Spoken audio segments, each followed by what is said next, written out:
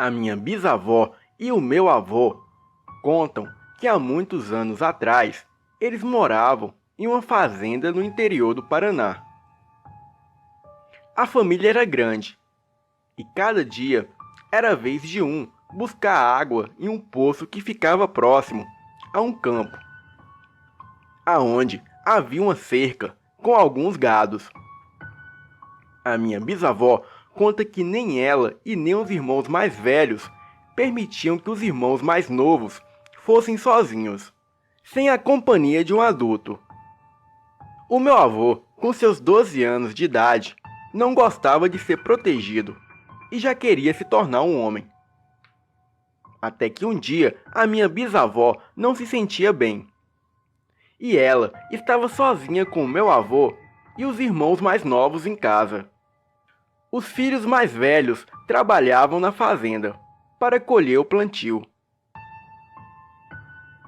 Ela, não tendo muita opção, pediu para o meu avô, que era o mais velho dos irmãos que estavam presentes em casa. Ela pediu para ele buscar um pouco de água.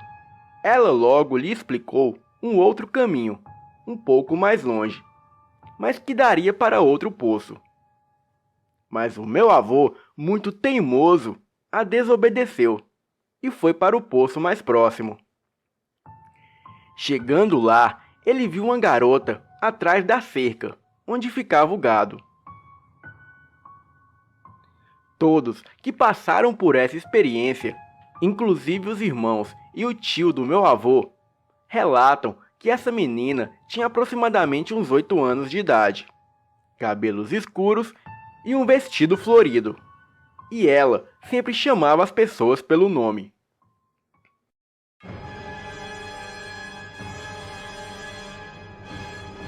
O meu avô, sendo muito inocente, pediu para ela sair dali, por ser arriscado, pois ali havia alguns bois que costumavam atacar as pessoas.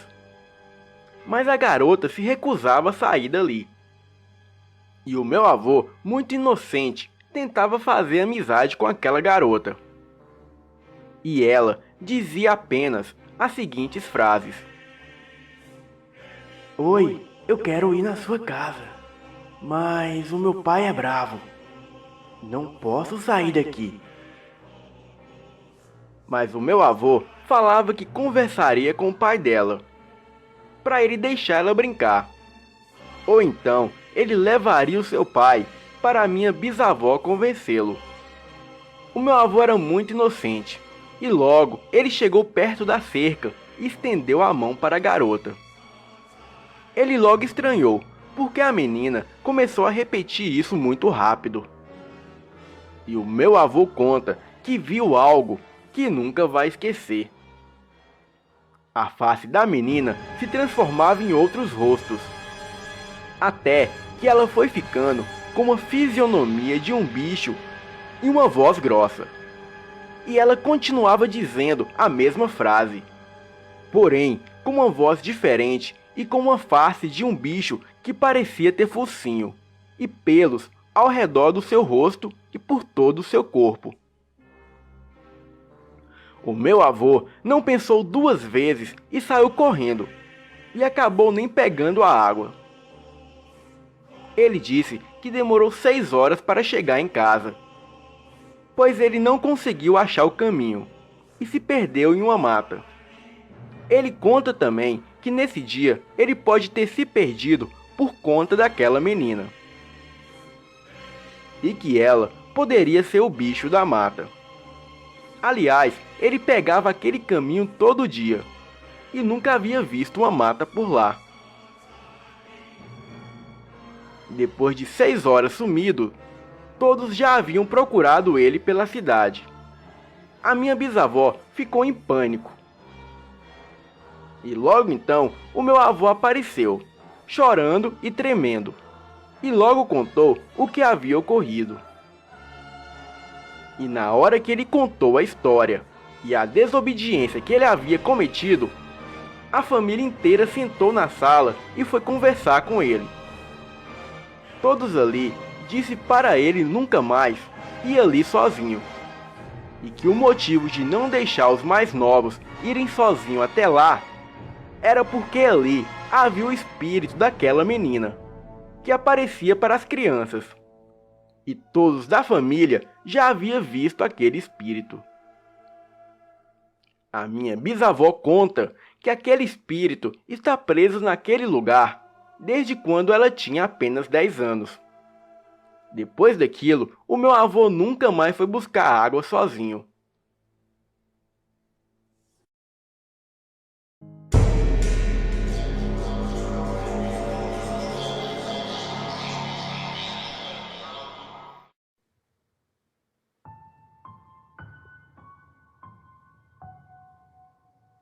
Alguns anos atrás, o meu tio recebeu a proposta de um homem que queria lhe vender um apartamento muito bom.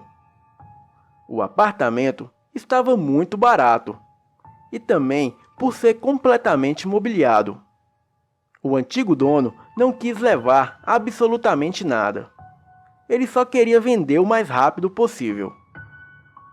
O meu tio achou estranho o cara querer vender um apartamento daqueles todo mobiliado e muito barato.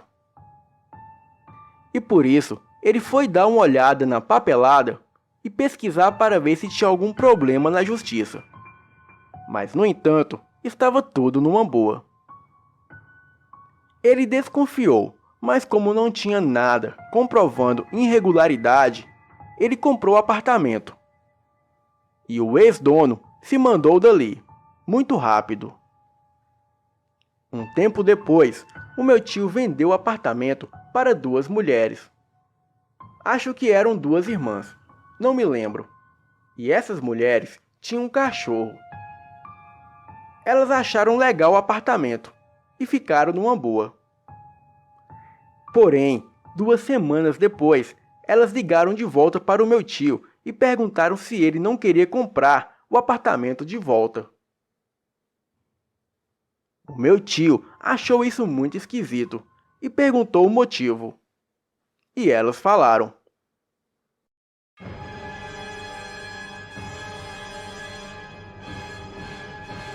Segundo as garotas, durante a madrugada, elas viam um homem andando pela casa. Mas quando conferiam, não havia ninguém. E até o cachorro delas estava com medo e dormindo junto no quarto. Elas também relatavam a sombra de um espectro negro que ficava no teto do quarto. E frequentemente elas ouviam vozes na cozinha, como se fossem várias pessoas conversando. Elas também relataram que ouvia uma mulher cantando na cozinha, enquanto parecia mexer na pia e lavar as louças. Elas relataram que uma certa vez elas ouviram alguém bater na janela do quarto pelo lado de fora.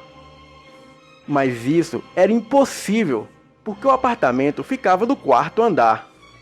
E quando elas foram ver, elas se depararam com a silhueta de um homem enorme, um homem muito corcunda e muito magro. Elas ficaram aterrorizadas com aquela cena. E aquela silhueta saiu correndo, dando uma risada demoníaca.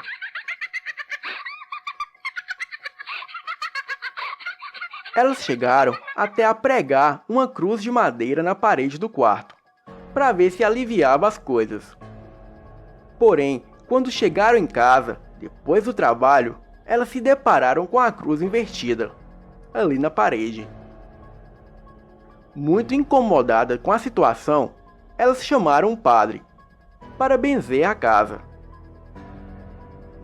Mas assim que o padre chegou na porta do apartamento, ele começou a passar mal. E a única coisa que o padre disse era que a casa estava infestada de demônio e que ele não poderia fazer nada. E o padre saiu dali muito rápido. E aquilo foi o suficiente para elas abandonarem o apartamento e nunca mais voltarem lá. E o meu tio acabou comprando o apartamento de volta. Apesar do meu tio ter comprado o apartamento de volta pela metade do preço, ele nunca mais conseguiu vendê-lo. Às vezes ele ainda aluga, Mas quem vai morar ali não passa mais do que uma semana. Boa noite.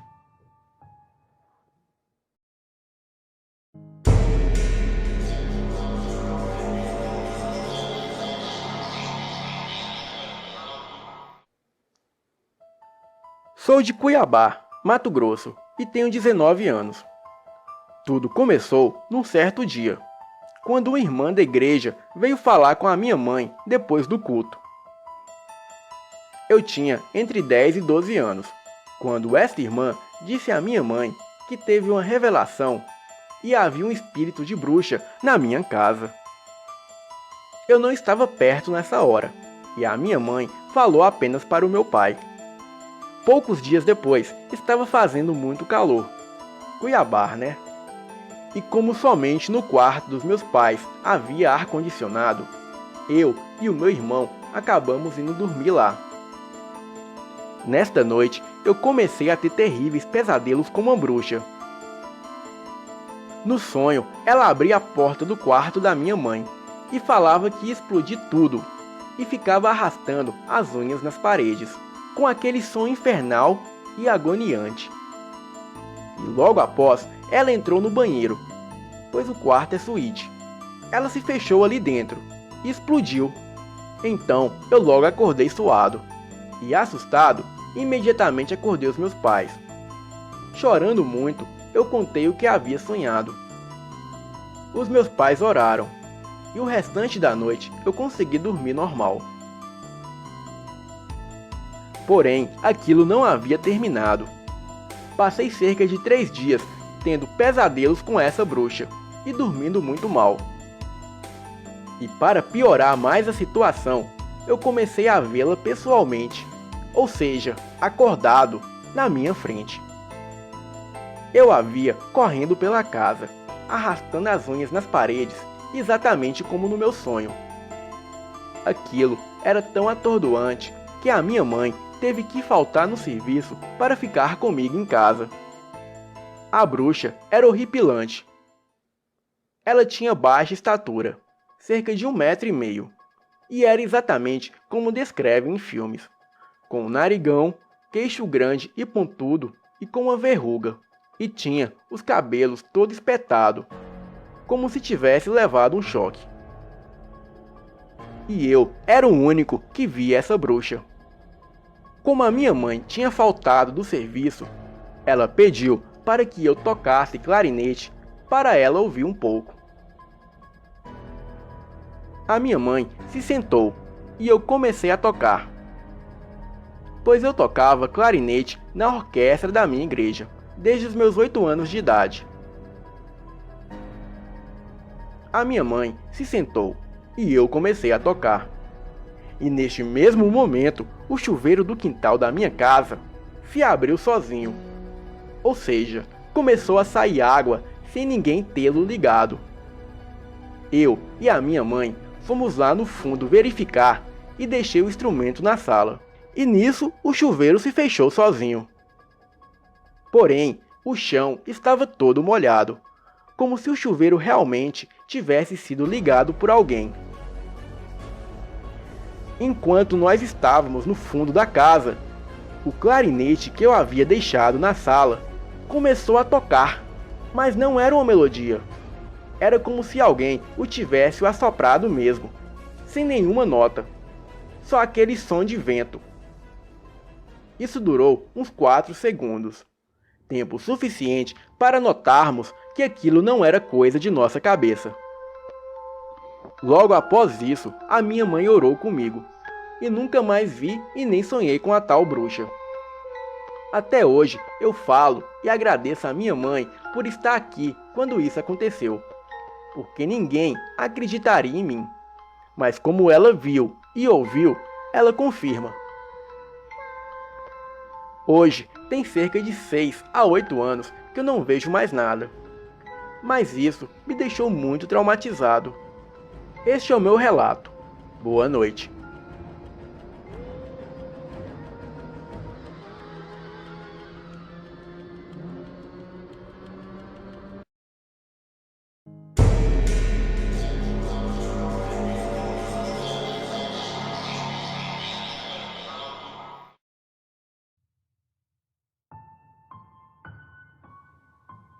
Eu tinha 17 anos e estudava a 4 quilômetros de onde eu morava. Eu chegava da aula sempre depois das 11. A nossa casa era no meio de uns pinheiros antigos e alguns pés de frutas. Não havia luz e a nossa pequena família dormia cedo. A luz era de lampião e as portas e janelas eram de madeira e eram trancadas com tramelas. O meu pai viajava muito trabalhando e ficava apenas eu e a minha mãe, naquela casa no meio do nada. Isso aconteceu em uma noite normal, como todas as outras. Nada de especial. Não era sexta-feira e nem quaresma. Era uma noite iluminada e clara pelo luar. E a minha mãe me esperava sentada na cozinha. Um fogão a lenha ainda mantinha aceso a janta aquecida. Era legal chegar em casa e poder conversar com a minha mãe. Entrei e coloquei a minha mochila na mesa da copa. Fui para a cozinha e beijei a minha mãe. Foi aí quando tudo começou. A única porta da casa que dava acesso à sala se abriu rangendo. A minha mãe me pediu para trancá-la. E assim eu fiz. Mas quando fechei a porta, a janela da cozinha onde a minha mãe estava logo se abriu, num estrondo batendo na parede. Eu logo fui ver assustado, pensando que havia caído algo na cozinha. E foi quando a minha mãe fechava a janela, passando a tramela. E logo em seguida, a janela do quarto da minha mãe se abriu violentamente. Eu corri para o quarto e a fechei no mesmo instante. E acreditem, a porta da sala, que eu já havia fechado, se abriu com muita violência. Eu corri para fora de casa, seguido pela minha mãe. Eu procurava por alguém que estivesse fazendo isso. A minha mãe me propôs que eu circundasse a casa por um lado, enquanto ela ia pelo outro, e logo nos encontraríamos nos fundos. Eu fui pelo lado onde havia o clarão da lua, pois o medo que eu sentia me congelava a espinha e arrepios deixavam o meu cabelo em pé. E assim fizemos. Eu estava na metade do caminho, e quando ouvi a minha mãe gritar, perto do tanque de lavar roupas. E sem pensar mais no medo, eu corri e a encontrei desmaiada. A agarrei pelos braços e a levei para dentro de casa. Com ela deitada, desmaiada no chão e as portas e janelas todas abertas, eu chorei de medo. Não me atrevi a fazer nada. E quando ela despertou, ela me contou o que aconteceu. Ela disse que quando chegou no tanque, algo a agarrou pelo pescoço e gritou no ouvido dela. Um grito de terror. E foi aí que ela desmaiou. Eu não sei bem ao certo o que aconteceu depois. E logo que o dia amanheceu, nenhum de nós comentou esse fato. Estou com 50 anos de idade, e agora, vendo seu canal, eu me lembrei dessa passagem que aconteceu comigo. Mas graças a Deus, nunca mais se repetiu.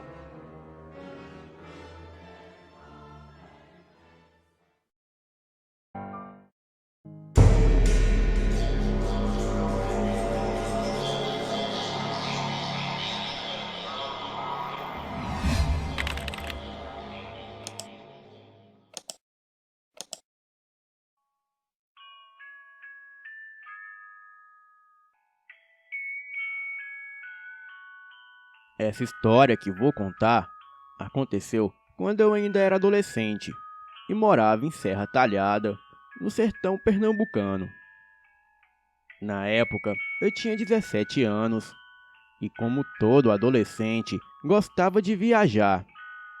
E todos tínhamos vontade de passar um final de semana no Balneário de Caldas, que fica na cidade de Barbalha, localizada no sul daquele estado.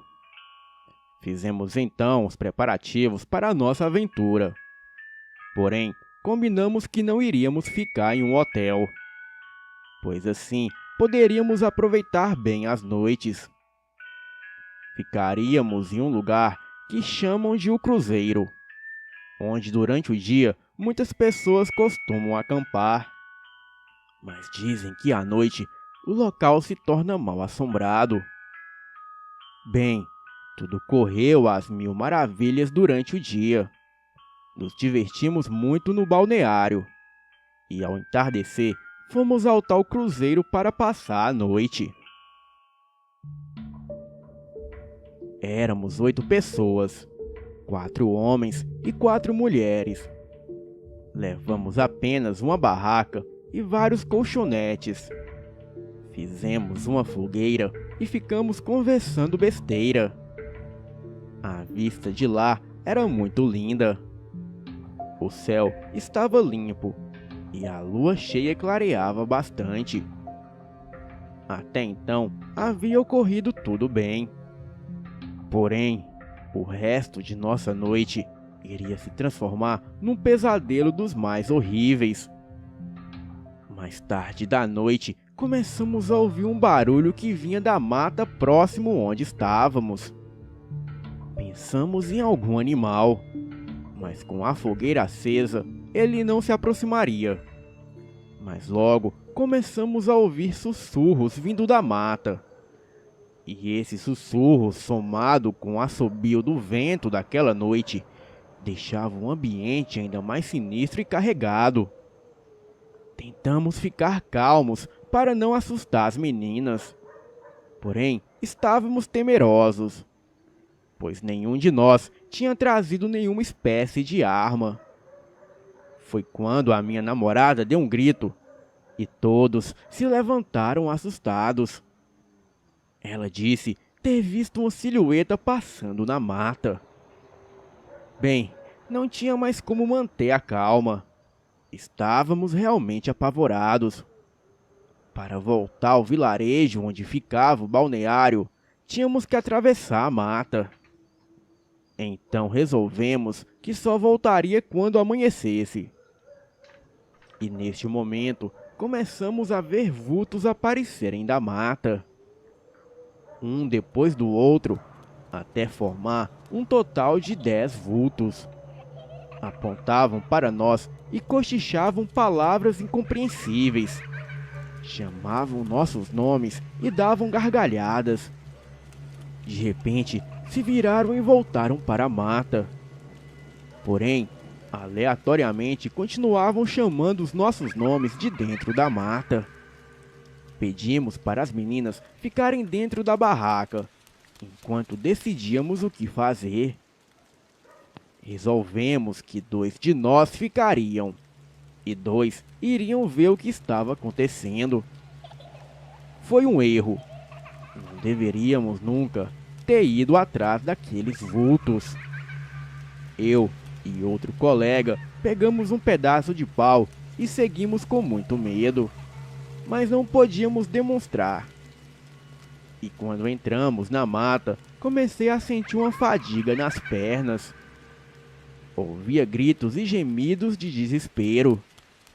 Notamos vultos passando rapidamente entre os arbustos. Perguntei quem estava lá, mas só tive como resposta uma risada sinistra. De repente, vozes vindo de todas as direções nos deixaram confusos, junto com várias risadas de criança. Começamos a correr e nos perdemos um do outro. Maior foi a minha surpresa quando uma criança de mais ou menos uns 10 anos apareceu em minha frente e disse: "Por favor, nos ajude." A criança pegou a minha mão e me levou a um local próximo de onde estávamos. A sua mão era gelada. E lá chegando, vi um caminhão virado e vários corpos no chão. Fiquei sem saber o que fazer. Pedi à criança que aguardasse, que iria pedir ajuda. Então, a criança se ofereceu a me levar para o acampamento. E quando cheguei, contei a todos o que eu tinha visto e decidimos pedir ajuda. Quando olhei de volta para a criança, a mesma havia sumido. E imaginamos que o garoto havia voltado para o local do acidente. Quando chegamos ao vilarejo, procuramos o posto policial e contamos o que tinha ocorrido. O policial deu uma risada na nossa cara. Não entendemos nada na hora, mas ele contou que há 10 anos atrás, um caminhão carregando 10 adultos e uma criança havia virado na estrada e ninguém sobreviveu. Desde então, muitas pessoas têm visto coisas sobrenaturais no lugar. No outro dia, resolvemos ir até o local do acidente. E lá encontramos 11 cruzes e muitos restos de vela que foram acesas em memória daquelas infelizes almas. Com certeza fomos então visitados pelas almas das vítimas daquele trágico acidente. Não é preciso dizer que eu fiquei pálido e com os cabelos em pé. No mesmo momento, fomos embora daquele lugar. Essa experiência ficou gravada em nossas mentes. E até hoje comentamos aquele incidente, o qual nunca será esquecido. Boa noite.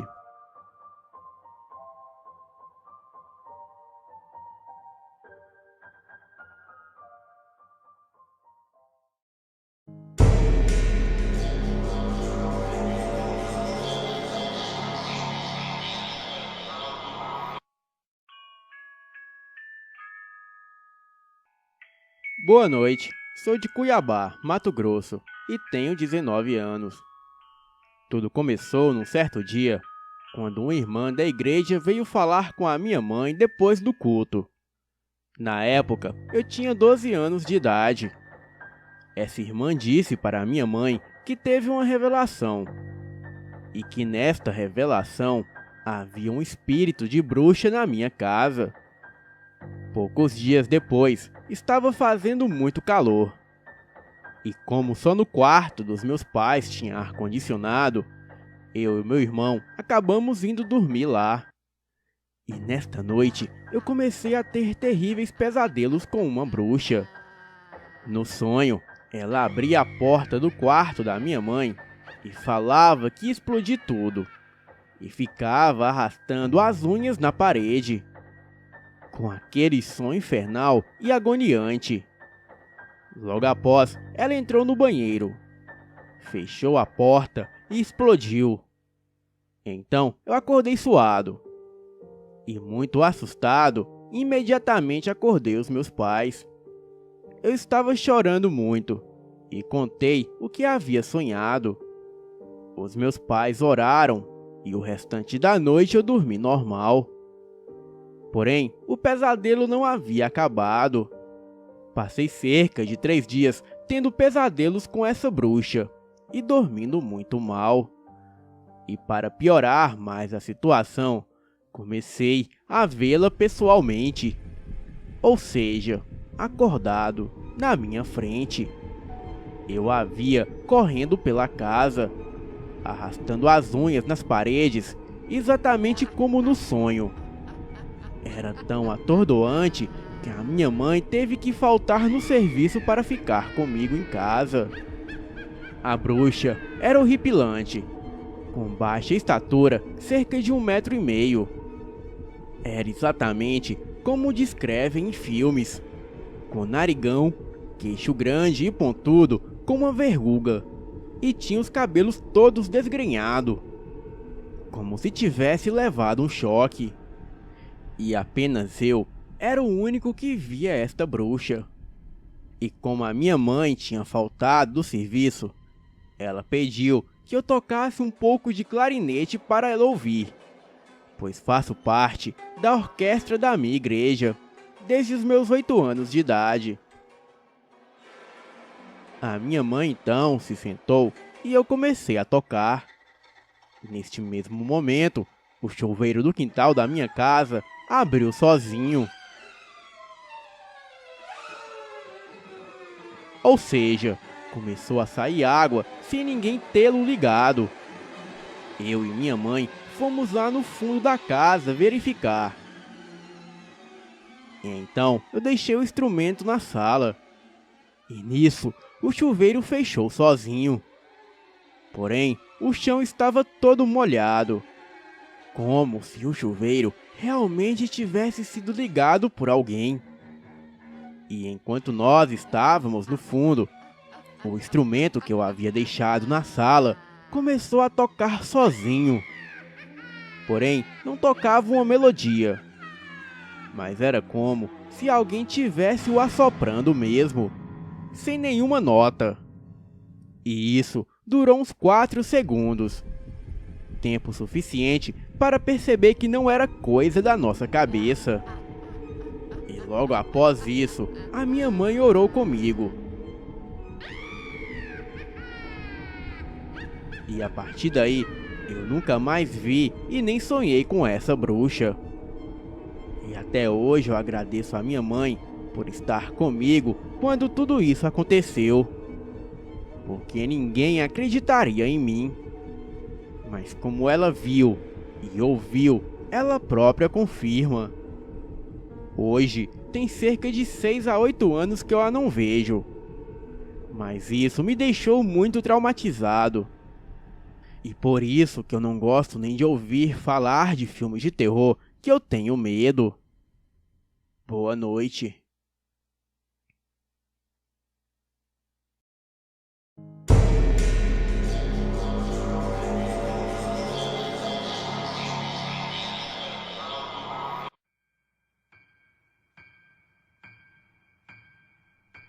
No ano de 1967, a minha avó paterna deu à luz a seu último filho e o chamou pelo nome de Josué. Segundo ela, a criança era um bebê muito bonito e saudável. E quando o pequeno completou 6 meses de vida, a minha avó recebeu a visita de uma conhecida da família.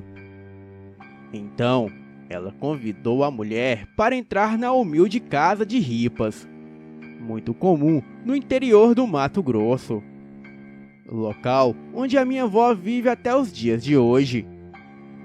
O pequeno Josué estava deitado em uma rede, dormindo.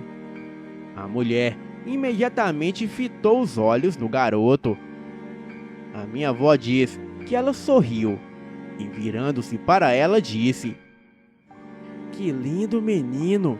Posso segurá-lo?" A minha avó era muito ciumenta com seus pequenos, mas concordou que a mulher o segurasse em seus braços. Então, a mulher segurou Josué e disse: "Olha, se não quiser-lo criar, pode dá-lo para mim." "Claro que quero criar o meu filho!" retrucou a minha avó, tirando o pequeno dos braços daquela mulher. A mulher, com uma cara de fúria, se retirou e a minha avó devolveu o garoto à rede no qual ele dormia antes. Conta a minha avó que naquela mesma noite, enquanto dormia com o menino apoiado em seu seio, ao abrir os olhos, viu na beira da sua cama uma mulher toda vestida de vermelho, com um véu também vermelho e transparente, cobrindo a sua face já envelhecida. E tinha longos e lisos cabelos brancos. A minha avó, sentindo muitos arrepios e medo ao olhar para aquela mulher, que logo estendeu os braços como se quisesse segurar a criança. E a minha avó percebeu que as suas mãos eram tão brancas e magras que se podiam ver os ossos. Rapidamente, a minha avó abraçou o menino e acordou meu avô. Quando ela retornou a olhar para a beira da cama, a mulher havia desaparecido. No dia seguinte, ao acordar, a minha avó percebeu que o bebê rejeitava o seu seio e não queria mamar. Então ela, muito preocupada, levou a criança até o farmacêutico, pois naquela época era muito comum as pessoas se tratarem com o farmacêutico, até porque era de difícil acesso médico em uma zona rural. Bem, o farmacêutico nada pôde diagnosticar. Então, o menino foi se arruinando, até que 3 dias depois ele acabou falecendo. Antes da visita da mulher, Josué era uma criança saudável. E depois da visita e da visão da velha de véu, a criança definhou. E a minha avó acredita que a morte da criança está ligada com aquela velha, que na verdade era conhecida por muitos por praticar magia negra na região. Boa noite.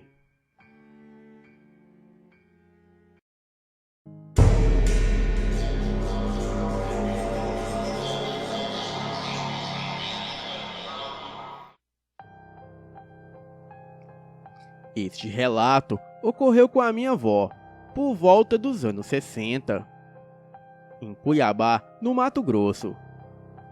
A minha mãe era criança na época e sempre conta este relato. Nesta época, a minha avó tinha uma vizinha que não me lembro o nome. E ela fazia trabalhos de magia negra. A minha avó mantinha um relacionamento cordial com ela, mas não era amizade.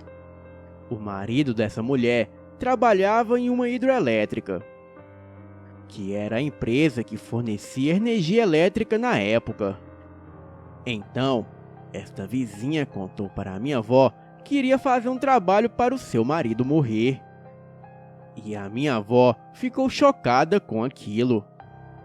E não concordando, disse para a vizinha: "Eu te desconjuro se você fizer isso." A mulher não gostou do que a minha avó disse e nunca mais falou com ela. Bem, alguns dias se passaram. E o marido dessa vizinha estava trabalhando. Então ele subiu em um poste e foi eletrocutado. Morreu na mesma hora com o choque que levou. E depois de um tempo, essa vizinha da minha avó também veio a morrer. Bem, só sei que a partir daí, a vida da minha avó virou um inferno. A vizinha falecida aparecia constantemente para ela. Puxava o pé dela à noite, derrubava a minha avó da cama. E às vezes, quando a minha avó estava andando na rua, aquele espírito a derrubava sem explicação nenhuma. A minha avó não estava mais aguentando aquilo. Em uma noite, ela relatou que a mulher apareceu no quarto e puxou o pé dela. A minha avó acordou e falou bem firme: "Vai pro inferno que é o seu lugar." E a partir desse dia, isso nunca mais aconteceu. E todos aqueles fenômenos pararam. Esta é uma história real contada pela minha avó. E também pelas minhas tias e pela minha mãe, que se lembram muito bem de tudo. Boa noite.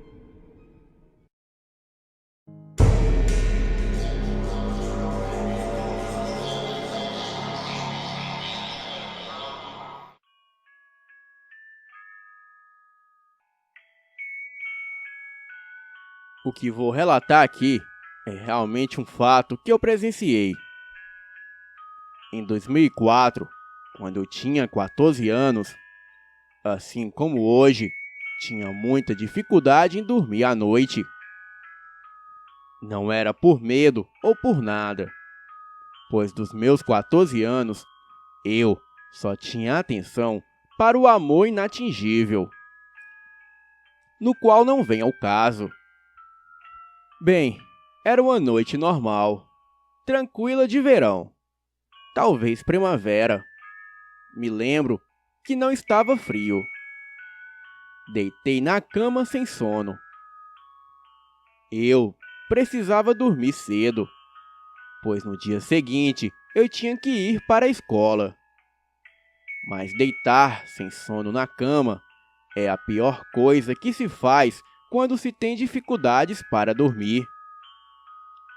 Na cama, a gente perde a noção do tempo. Mas eu acho que já passava das 3 da manhã.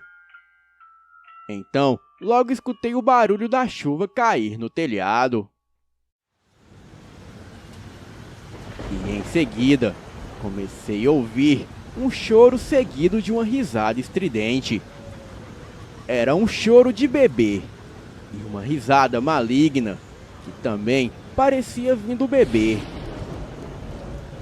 Aquela risada não vinha da casa de nenhum dos meus vizinhos, pois dava para se ouvir nitidamente aquilo vindo da rua. A risada e o choro não parecia vir de dentro de nenhuma casa. Você percebe quando o som vem de algum lugar fechado por 4 paredes. E aquele som vinha da rua de trás, ou um pouco mais perto. Eu já estava me irritando com o barulho. Além de ter que enfrentar o sono no dia seguinte, eu teria que aguentar uma noite irritante.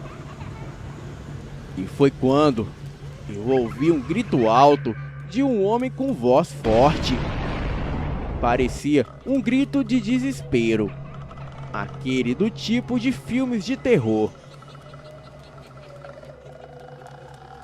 Mas depois disso, eu só escutei o silêncio da noite e não dormi. Porém, não foi pelo fato de escutar aquilo tudo, pois eu estava indiferente com aquilo. A minha preocupação era outra, como eu havia dito lá atrás. Então, eu não me importei com isso, até umas semanas depois.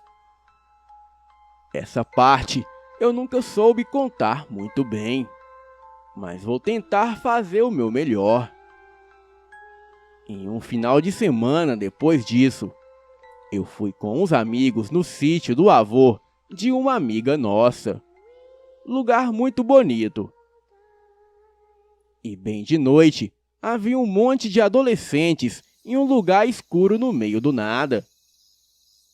E isso sempre acaba em histórias de terror.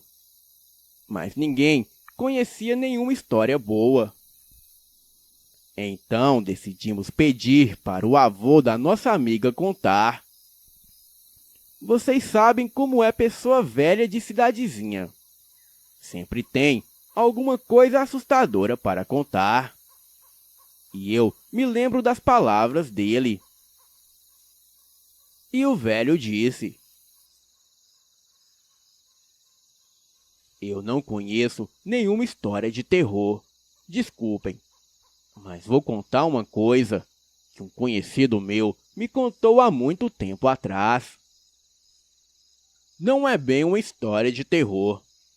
É mais sobre superstições dos tempos mais antigos. Na época em que as pessoas carregavam amuletos da sorte e de proteção. O meu amigo era um desses supersticiosos e sempre carregava alguns dentes de alho no bolso e na camisa. Certa noite, ele estava voltando de um bar a cavalo e ele tinha que passar no meio de um canavial. E no caminho, ele viu um bebê chorando na beira da estrada. Lógico que ele não podia deixar o bebê ali. Então, ele pegou o seu grande chapéu de palha e colocou o bebê. Colocou o chapéu no colo, subiu no cavalo e continuou a viagem. No meio do caminho, ele escutou uma voz maléfica vindo do meio do canavial. E aquela voz dizia algo do tipo: anda logo, não vai fazer nada com ele não? E em seguida, aquela coisa que estava no canavial começou a dar uma risada macabra. E foi quando o meu amigo ouviu o bebê falando. Porém, ele não tinha certeza se a voz vinha da boca do bebê. Mas com certeza a voz vinha dele. E o bebê disse: "Não posso, ele está com alho na camisa." Isso era o que ele dizia. E sem pensar duas vezes, o meu amigo jogou o bebê no meio do canavial e saiu disparado com o cavalo. Depois de ouvir essa história do velho, não deu para deixar de relacionar com o que eu tinha presenciado semanas atrás. E fiquei com aquela história na cabeça. Mas por outro lado, decidi acreditar que a história do velho era apenas coincidência. Alguns dias depois, estava eu em minha cama. E como sempre, estava sem sono. E foi quando, lá por volta das 3 da manhã, comecei a escutar aquele choro de criança novamente. E parecia que vinha da rua de trás. Então, para tirar essa história a limpo, eu decidi sair lá fora para poder provar para mim mesmo que não era nada demais. Mas o que vi naquela noite me fez arrepender de ter levantado da cama. O que vi ali fora provocando aquele choro era uma criança que estava na esquina da minha rua. A minha rua era bem escura e pouco movimentada.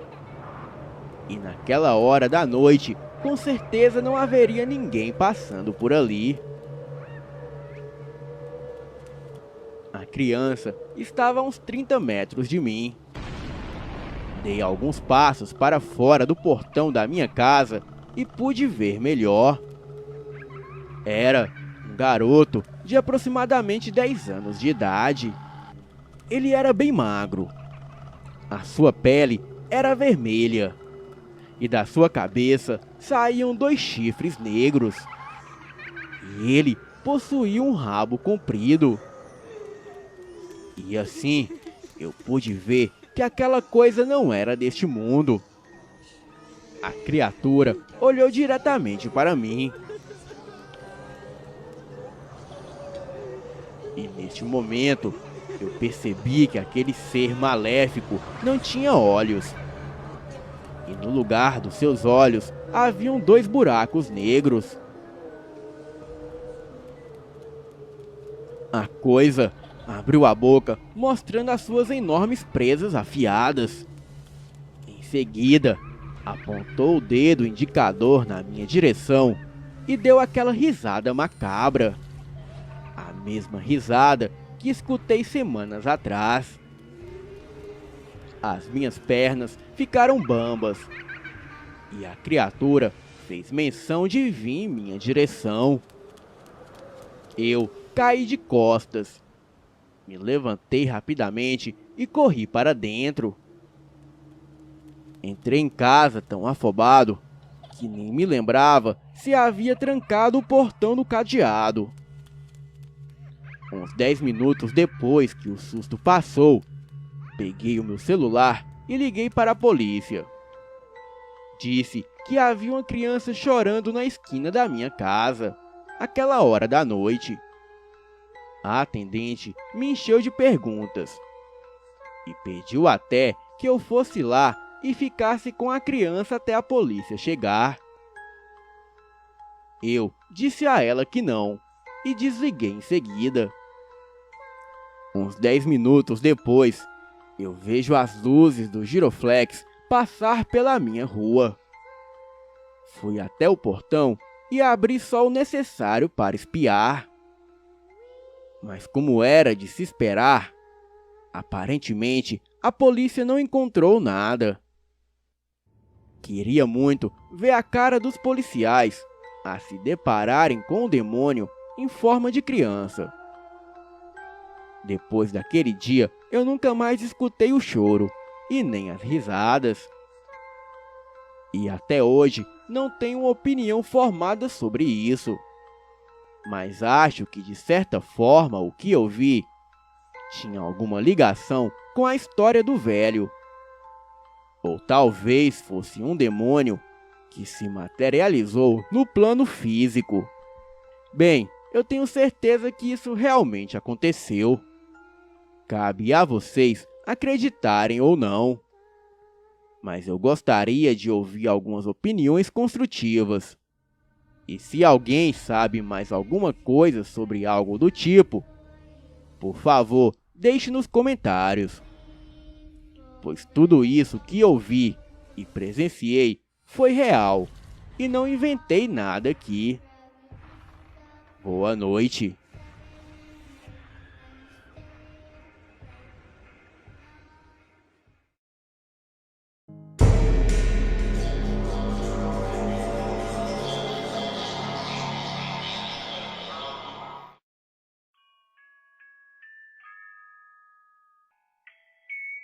Isso aconteceu há mais ou menos há 7 ou 8 anos atrás. Eu estava com 8 anos de idade e o meu irmão com 11. O meu irmão se chama Caio e o amigo dele se chama Pedro. Nós estávamos brincando no jardim. E eu, como gostava muito do meu irmão, fui junto deles. A gente ficou correndo lá fora por um tempão. E então, logo cansamos.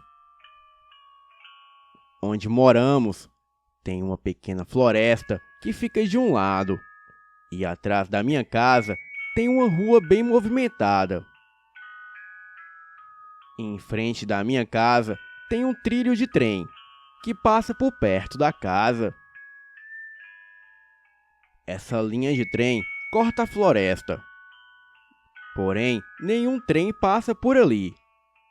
E a linha está abandonada há um tempão. Nós estávamos entediados e decidimos acabar entrando na mata.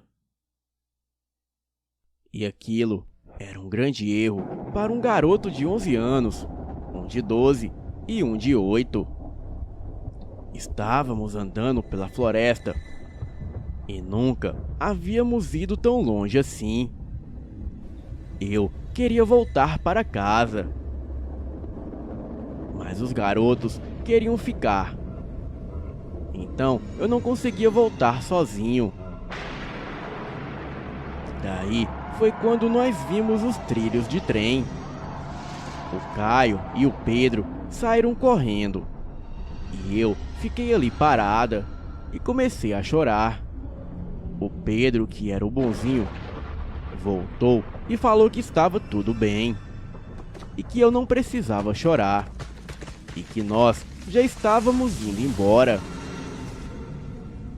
Começamos a andar de novo e fomos em frente, saindo dos trilhos e entrando no mato. E depois de um bom tempo andando, vimos mais para frente a mata se abrindo. Eu fiquei relaxada e contente, achando que era o caminho da minha casa. Mas quando chegamos perto, era o trilho de novo. A gente achou estranho, porque havíamos acabado de sair dele. Mas como a gente fez algumas curvas, simplesmente achamos que tínhamos feito um círculo. Então viramos para trás e começamos a andar de novo. Depois de mais um tempo andando, chegamos a um barranco que não tínhamos visto antes. O meu irmão Caio falou que sabia onde estávamos, pois ele já havia ido lá subir aquele barranco. E daí continuamos em frente. Mas alguns minutos depois, acabamos voltando para outro ponto dos trilhos. O meu irmão olhou para um lado, olhou para o outro e andou um pouco mais para frente. Eu fiquei parada lá no meio do trilho, olhando para um lado e para o outro para ver se algum trem passava por ali. Foi aí que o meu irmão voltou e falou que a gente estava perdido. Eu comecei a chorar de novo, mas Mas o Caio simplesmente agarrou a minha mão e me arrastou para continuarmos andando, como se estivesse tudo bem. Ficamos andando por volta de mais 1 hora, seguindo aquele trilho. E foi aí que comecei a ouvir uma música tocando.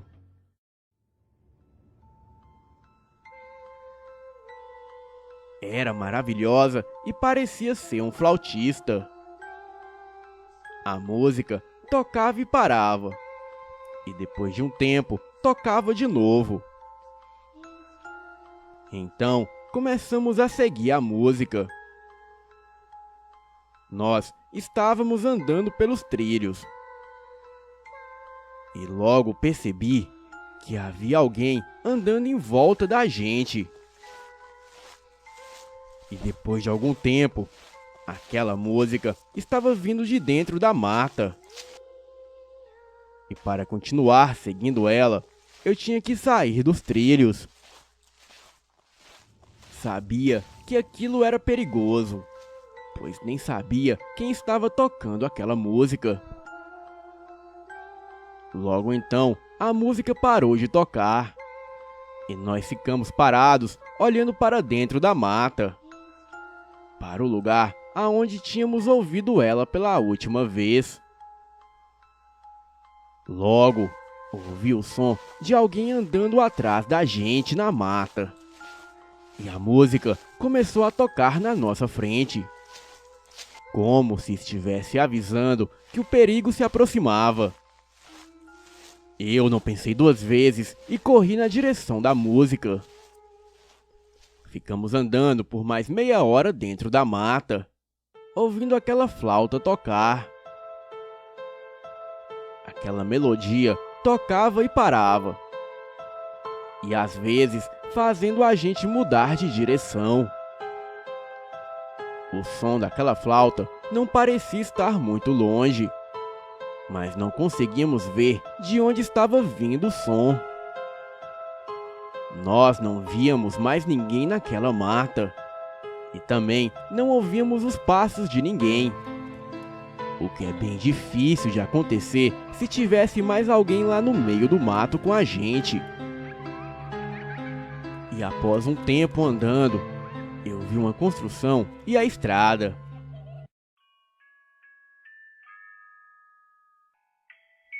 E nós saímos correndo para lá. Era um centrinho de compras aqui da cidade, onde tem uma padaria, umas lojinhas e alguns restaurantes. O centrinho ficava a alguns quarteirões da minha casa. E na frente da padaria estava a minha mãe chorando, e o meu pai abraçado a ela, conversando com um policial. Assim que eu vi eles, eu saí correndo na direção deles. A minha mãe me abraçou e me pegou no colo. E em seguida, deu uma bronca no Caio, por não ter avisado ela que iria sair. E este foi o fim do meu pesadelo. Até hoje, não sei quem ou o que estava tocando aquela flauta. E também não sei o que era aquela coisa que estava nos seguindo na floresta. Mas acredito que ali na floresta havia um espírito bom e outro mau. O bom tocava a flauta para afugentar aquele demônio, que era aquela coisa que estava nos perseguindo, e ao mesmo tempo nos fazendo ficar perdidos na floresta. Eu já voltei lá algumas vezes depois do que aconteceu, porém nunca mais cheguei a ouvir o som daquela flauta, e também não me perdi de novo. Mas uma coisa que eu acho estranho é que não entendo como nos perdemos, pois o caminho da minha casa até os trilhos é muito simples. Mas acredito que alguma coisa de ruim que estava ali na mata queria que nos perdêssemos. E talvez fosse até mesmo um espírito da mata. Bem, este é o meu relato. Boa noite.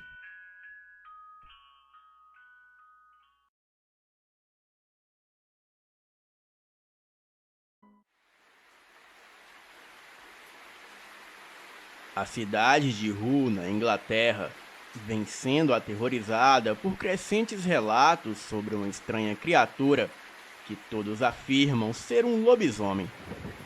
E a criatura aparece nas noites de lua cheia.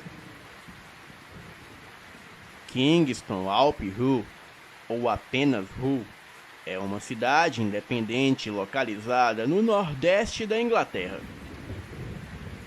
no condado de East-Ring, Yorkshire, e possui aproximadamente 260 mil habitantes.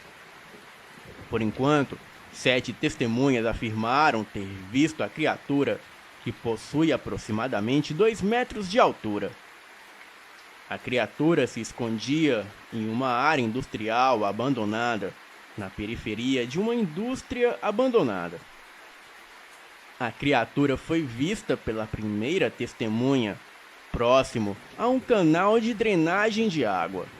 E segundo a mulher, ela ficou aterrorizada ao ver um homem parado por um momento em uma ponte. E após isso, ele passou a ter uma aparência animal.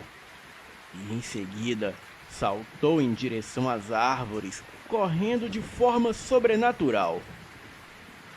Um casal afirmou ter visto algo alto e peludo comendo um cachorro da raça pastor alemão. E isso ocorreu próximo à mata. E ao perceber que as pessoas o estavam observando, ele pulou uma cerca de 3 metros de altura, com a presa em suas mandíbulas, e assim sumiu na escuridão da noite. Outra testemunha disse que estava passeando com seu cão, quando viu algo meio homem e meio animal em um terreno descampado a vários metros. O seu cachorro se recusou a seguir em frente. Com câmeras e outros dispositivos de detecção durante a próxima lua cheia, o conselheiro oficial da cidade se comprometeu a fazer um relato minucioso de todos os avistamentos. As testemunhas dizem que quando a criatura se transforma, a parte superior do corpo é mais lobo do que humano. E os avistamentos continuam crescendo, e as autoridades dizem que é difícil ignorar a possibilidade de que algo existe em suas florestas, porém que dificilmente irá se admitir a existência de algo tão apavorante. Seria esta a oportunidade de filmar e fotografar um lobisomem de verdade? Boa noite.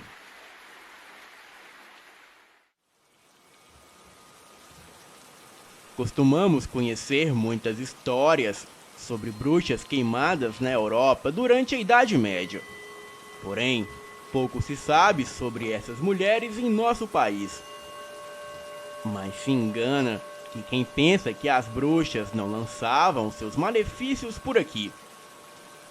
E através de relatos históricos e populares, conseguimos identificar várias delas. Ana Formiga é uma bruxa encontrada em registros históricos e também se tornou uma lenda urbana de Curitiba, capital do Paraná. Segundo a história, havia uma mulher chamada Anne Onaio que teve que sair às pressas da Escócia, pois estava sendo acusada de magia negra, inclusive matando crianças em rituais macabros. E após desembarcar no porto do Paranaguá, ela subiu a serra e acabou por oferecer os seus feitiços de curandeirismo e leitura de sorte na cidade de Curitiba. E neste local, Anne passou a ser chamada de Ana Formiga, pois como possuía hipoglicemia, ela tinha necessidade constante de comer doces. Inclusive, chegava a recebê-los como pagamento pelos seus serviços. Um jornal local chamado Diário da Tarde publicou uma postagem no dia 8 de maio de 1889 com o título Feiticeira, Artes de Satanás, onde é descrito que Anne foi presa por um cabo ao roubar doces em uma confeitaria.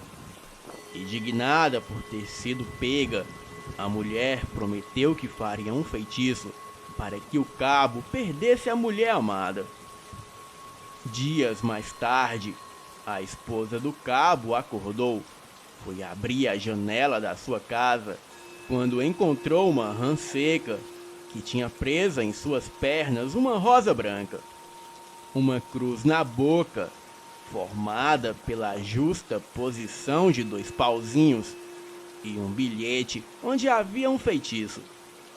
E depois disso, ela passou a ter pesadelos com formigas invadindo a sua casa e andando pelo seu corpo.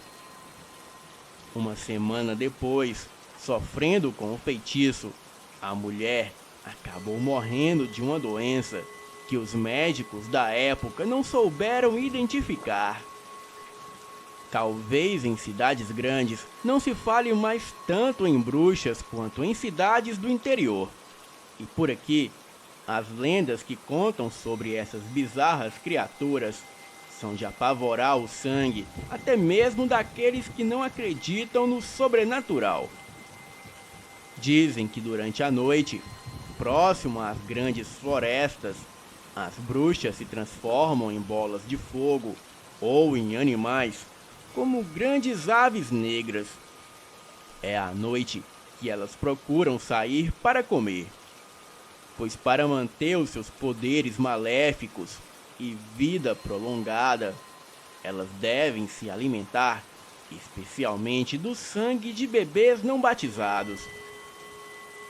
E sobre o ataque dessas criaturas às crianças é que existem mais relatos bizarros. Contam que uma senhora costumava passar as noites fazendo tricô em frente à varanda de sua casa, enquanto seu bebê dormia tranquilamente em seu quarto. Em uma noite, ela estava concentrada em seu passatempo quando ouviu o seu bebê chorar.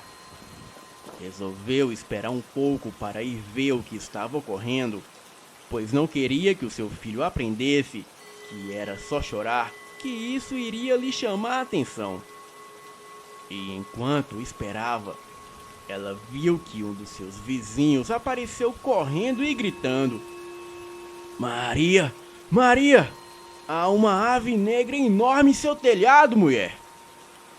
Neste mesmo instante, ela ouviu seu bebê chorar com mais força, e então ela correu até o seu quarto, e no rosto da criança havia algo negro e comprido, que ligava as bochechas da criança e ia até a janela. E sem hesitação, a senhora pegou uma tesoura que havia por perto e cortou o filamento. Neste mesmo instante, o sangue começou a fluir e um grito aterrorizante veio pelo lado de fora. Assustada, a mulher pegou seu filho no colo e ele estava todo coberto de sangue. E logo todos souberam que o filamento era a língua da bruxa transformada que se alimentava da criança. E depois desse dia, a mulher batizou seu filho e nunca mais o deixou sozinho. E até hoje, ela sente o seu sangue gelar quando vê alguma ave negra durante a noite. Boa noite.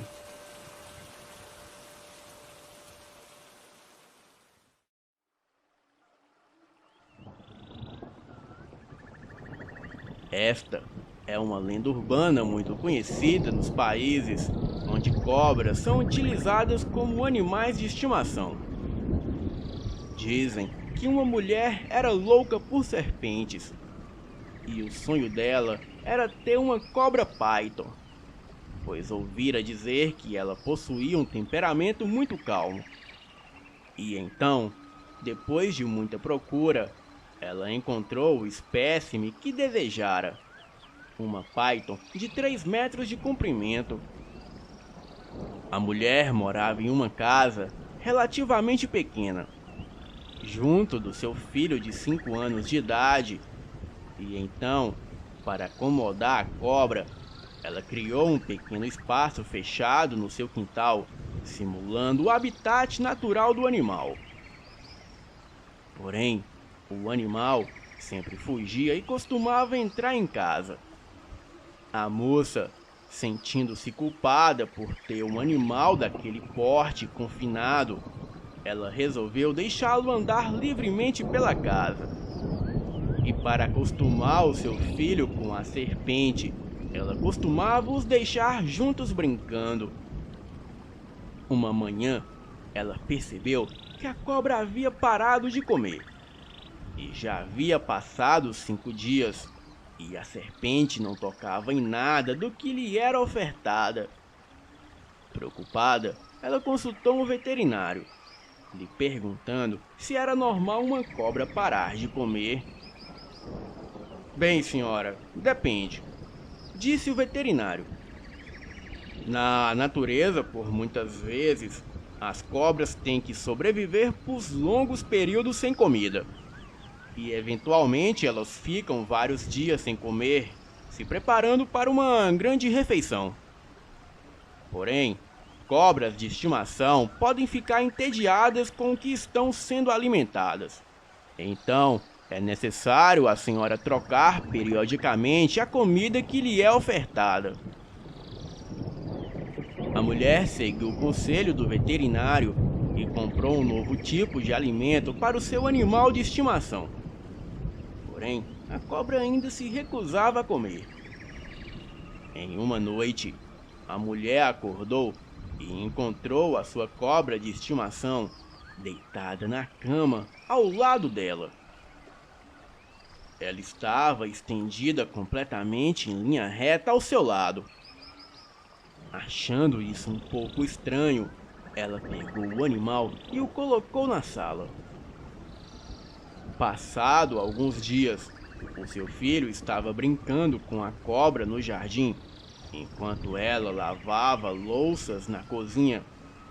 E pela janela, ela pôde ver a criança deitada na grama e a cobra deitada, esticada ao seu lado e dura como uma pedra.